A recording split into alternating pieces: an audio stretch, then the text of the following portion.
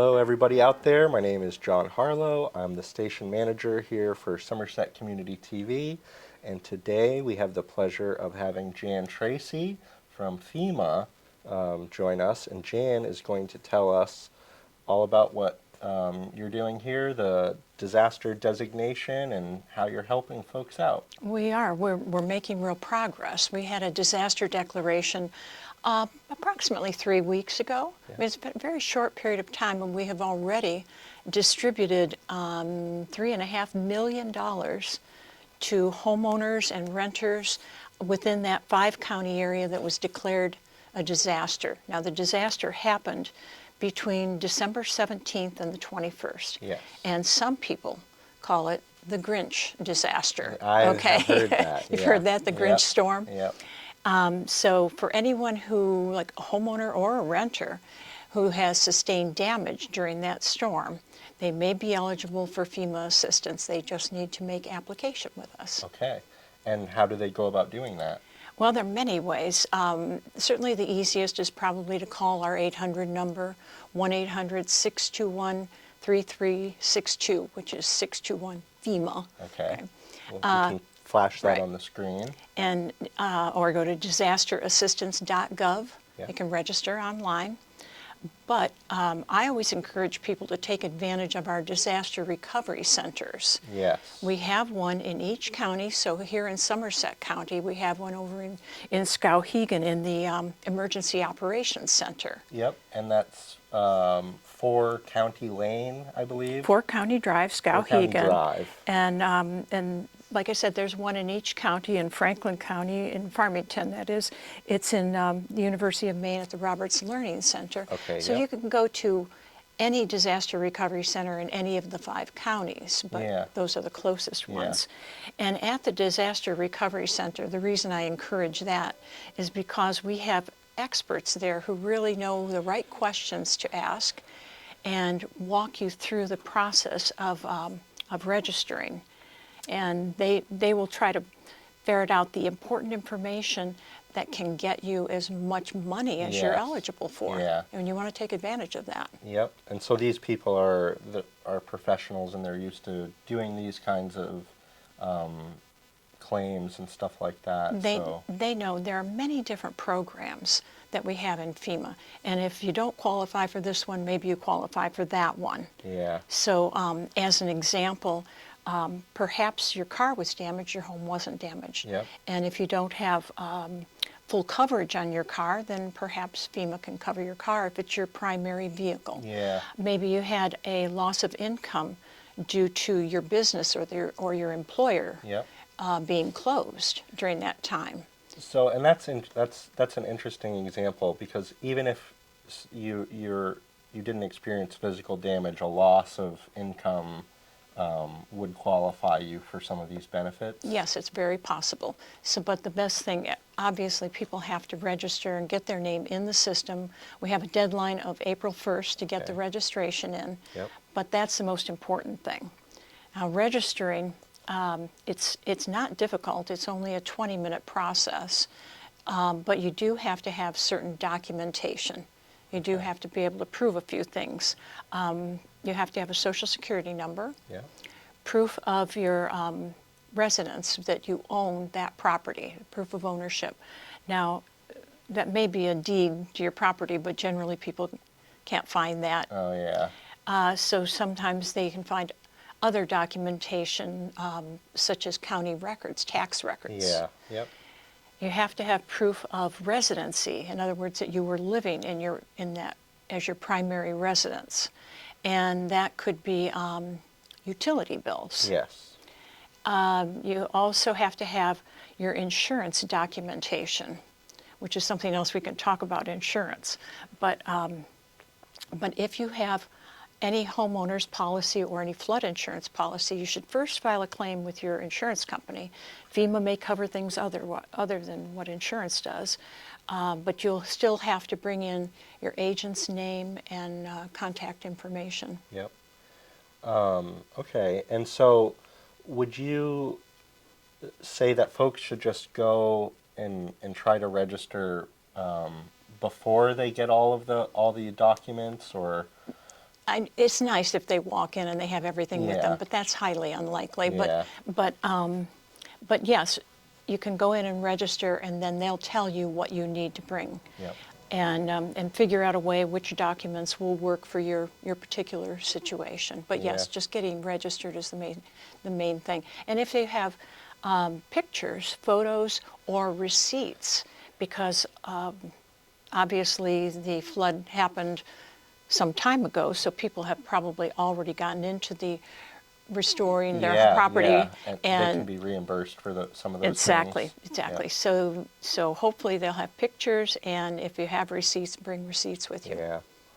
Okay, that's good info to know. And so, what are some other important things that people should know about this process? Well, one of the things that we like people to understand is that FEMA doesn't put the property back exactly the way it was. Yeah. Unfortunately, we can't do that. We don't cover things, for example, a pool table or a big screen TV. We cover essential items. So our goal is to bring the home back to a safe, sanitary, habitable condition. Yeah. Yep. And so we would likely cover things like essential appliances, Yeah. your stove, your refrigerator, your hot water heater, or furnace. If, for example, your driveway was damaged, excuse me, which is apparently something common in this area. Washing out. Right, Yeah. right. Yep. If your driveway was damaged, generally speaking, FEMA would not be covering a driveway. However, if it is the only entrance to your property, Which typically in rural Maine it is. right, exactly, and that entrance is essential because emergency vehicles may have to use it, Yeah. then very well it could be covered. Yeah. So that's why I say it's important to go in and talk to somebody one-on-one. You can look them in the eye and ask the questions, Yep. and they know the questions to ask as well. But so those are the way to think about it is that FEMA generally covers essential items only. Your Yeah. primary vehicle, not some second car or vintage Right, car right. stored in your garage. And those hopefully would be an insurance claim. Anyway, Yeah, exactly. yeah. Yes. Now, renters, obviously, it's not going to cover the house because the property itself is owned by a landlord, and that's their business. Right. And so that would be a whole different thing. We don't cover businesses, that's small business administration. Yeah. But the renter may have a claim with FEMA with their clothing or their personal Yeah. belongings, Yeah. their furnishings. Yep. Okay. And so you stated that so far there's been a pretty significant amount of, or would you say, I would say significant in terms of it being a 5-county yeah. disaster. We've had 1,700 people register in those 5 counties. Yep. We have had 346 households in Somerset County alone Yeah. that have already been approved. Yep. And that's money that goes right in their pocket. It happens so fast. Once they register, the process is that an inspector will come out. Within a couple of days, they'll give you a call and make an appointment. And the way in which you know it's an inspector officially is that they will have your case number. Okay. Every individual is given a 9-digit case number. You don't show it to anyone or give it to anyone. And they will call you with that case number, and they'll say they want to set an appointment to look at your damage. Yep. Or they may look at pictures of your damage. But Yeah. the inspection gets done, and then it goes through the process and gets approved, and money has been going into people's bank accounts in literally a matter of days in this disaster. Wow. So that's good to know. So if people are wondering like how long is this whole process going to take, it's relatively fast turnaround. Once they get their documentation in, the big hang up generally for people is documentation. Yeah. They will get a letter from FEMA, and it will explain if there's a problem with eligibility. Yep. It will so read the letter all the way through, and if the letter doesn't thoroughly explain it, then that's when it comes in very handy to go to a disaster recovery center or call And I was and find out yeah, why. yeah. And I think having the disaster recovery center also helps with not having to submit documents electronically. They'll do Which it for you. They yes, actually do it for you. Put it through a scanner. yeah, and that's great Yes. for, I mean, this area, there's a lot of trends to be, there's a higher age population here, and a lot of people may not have like a fax machine or a scanner at home. So being able to go into the center, I think, is really It, beneficial. it really is. And in that letter, take the letter with you and show it to them, find out what you're lacking. And generally, it is something that's missing in the application. You know, you got to dot every I and cross every T. It's government, Yeah, of course. right.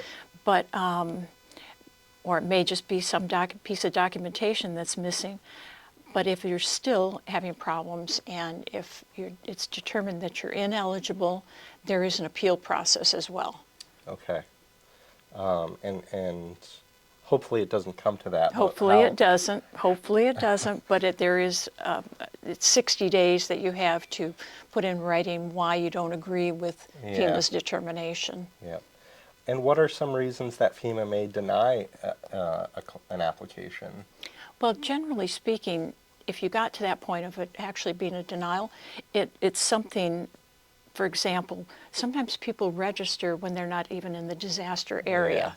Okay, their address is somewhere else completely. Yeah. Or if it's their, and this is probably true quite a bit in Maine, if it's their second home, Yeah, like a camp.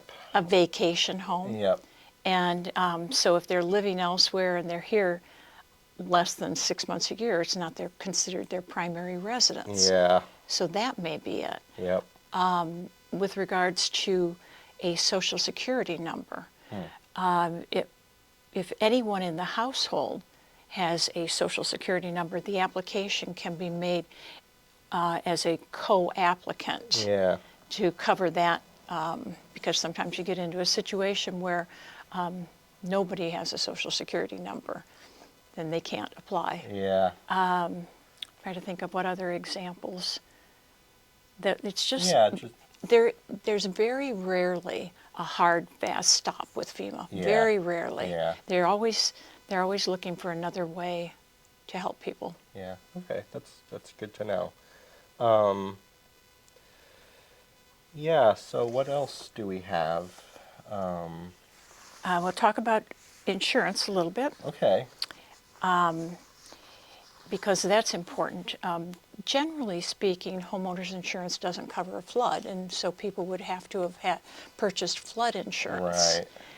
And Maine hasn't had a disaster since 2008, really a federal disaster, something that's actually. And especially in Somerset and Franklin County or any of the inland counties, unless your house is directly on the river, and even then, you probably don't have flood insurance. Right. So that's Right. an unfortunate side of this disaster. Yes, it is. But that's where FEMA can help. FEMA doesn't duplicate insurance. Yeah. But once you have your claim settled with an insurance company, just your regular insurance company, they may cover, wind damage or something like that, since they're generally not covering flood. Excuse me. But once you have your claim settled, then FEMA might be able to step in and fill in the blanks. But we cover people who are uninsured or underinsured, basically. Yeah, yeah. And get them back to, like you said earlier, to a livable, habitable environment. Exactly. In Maine, disasters are so infrequent. It's been since 2008 since there's been a federally declared disaster. So Yeah. people aren't familiar with the process. They don't know, and it's very traumatizing for people. Yeah. So our goal is to bring the home back at least to a habitable condition. Yes. Now, I didn't touch on flood insurance. People Yeah. here generally probably don't have flood insurance because it's so rare Right. that they encounter a flood. And that's too bad, and it's something they might want to think about in the future because it may not be that expensive, but it may be an appropriate thing to have in the future. And it's becoming more frequent, these kinds of flooding events. All over the country, really. Yes, yep. But in lieu of having flood insurance at the moment, you can't do anything about that at this point in time. FEMA helps people who are uninsured or underinsured. Yes, okay. And how, if at all, because I interviewed Stephen Clark from the Small Business Administration, how do you, and you're in the same, working out of the same location on County Lane in Skowhegan. So do you work together in any way? FEMA and the Small Business Administration are in lockstep. Okay. I mean, everything we do, one is dependent on the other one, Yeah, really. yep. And the first thing you have to do is apply with FEMA, and then you may be given an application for a Small Business Administration loan. And because I think a lot of people don't recognize that during a time of disaster, that's activated for homeowners and renters. Yeah. And I think he even mentioned nonprofit organizations, Right, and it seemed like a pretty broad scope of coverage. Right, and his coverage is even broader than FEMA's because it goes into the contiguous counties. Yes, that was another which point that we spoke about. Yeah, but FEMA is we're not in the contiguous counties, It's but for those SBA. directly impacted. Right, Yeah. yes. But we do work hand in hand with the Small Business Administration. If an applicant is given an application for a loan, they have to fill it out, even if they don't want the loan. And this is one of those sticky points Yeah. that people may not recognize, but it's imperative. You have to fill it out. If you don't, it stops the FEMA process too. Yeah. So everything comes to a halt. Yeah. But the loan is actually a pretty good thing to have regardless. Even if you don't take it, you got it in your back pocket in case you need it. Yeah. Yep. It's a good safety net, kind of. Let me see if there's anything else I need to cover. Okay? Yeah, yeah. I think we've covered it all. We've done pretty well here. And I would just urge folks to go to these centers or give them a call. It can't hurt to ask. It was pretty significant impact area in Somerset County, in our service area, Madison, Skowhegan, and Anson. We have a drone here at the station, and we were flying that around and just seeing the really widespread flooding all up the River Road in Anson. I'm sure. I hope all of those folks, I hope, will reach out to you because they were underwater. Wow. Yeah. Well, FEMA's here to help. They just have to register. Yeah. So I hope that anybody that sees this out there, or if you know somebody, a friend or a family member, encourage them to reach out. Right. We understand that there are a lot of Mainers who go, oh, no, I don't, help my neighbor, Right. don't help me. Yeah. And we don't want people to feel that way. We want them to take advantage of it. This is what you're entitled to. Yes. It's what you need. Absolutely. And we really are here to help, so don't be hesitant. Yeah, yeah. Well, I appreciate you coming to talk to us today and get this information out there and urge people to get those benefits that are available. It's a federally declared disaster.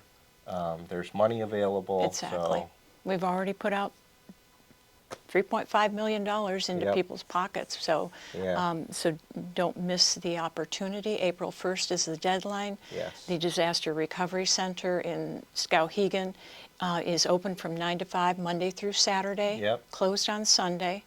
and that Saturday is a good inclusion if you're working during the week. Right. You can take your time on your Saturday and go fill out your FEMA application. And you can talk to SBA at the same time. Yeah. They're yeah, both there. Yeah. Okay, Thank Jan, you. thank you very much. We'll flash all your phone numbers and contact information and location. And I thank you for coming on and what you're doing to get our community back on its feet. And Thank you for having us, and good luck to everybody, really. thank you. Thanks.